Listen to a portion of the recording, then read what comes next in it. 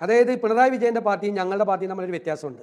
പിണറായി വിജയൻ്റെ പാർട്ടിയിൽ പിണറായി വിജയൻ പോയി സംസ്ഥാന കമ്മിറ്റിയിൽ പോയിരുന്നിട്ട് പോക്കറ്റിൽ നിന്നൊരു കടലാസ് എടുത്തിട്ട് ഇതാണ് തീരുമാനം എന്ന് പറഞ്ഞാൽ ആരും ഒന്നും മിണ്ടില്ല. പക്ഷേ വി ഡി സതീശൻ പോയി KPCC യോഗത്തിലിരുന്ന് ഇതാണ് തീരുമാനം എന്ന് പറഞ്ഞാൽ ഇപ്പോൾ വളർന്നു വരുന്ന ചെറുപ്പക്കാരെ എഴുന്നേറ്റിട്ട് പറയും ഞങ്ങൾക്ക് വ്യത്യസ്തമായ അഭിപ്രായം ഉണ്ടെന്ന്. ഇത് രണ്ട് പാർട്ടികൾ തമ്മിലുള്ള വ്യത്യാസമാണ്.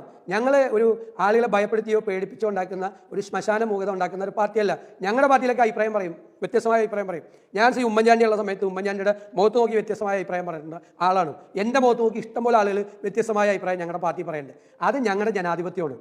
അതിൻ്റെ പേരിൽ ഞങ്ങൾ തമ്മിൽ തർക്കമാണ് എന്ന് ഞങ്ങൾ ജയിക്കുമ്പോഴും പറഞ്ഞുകൊണ്ടിരിക്കുക എന്ന് പറഞ്ഞാൽ അതൊരു ഭംഗിയുള്ള ഏർപ്പാടല്ല, അതൊരു ഭംഗിയുള്ള പരിപാടിയല്ല.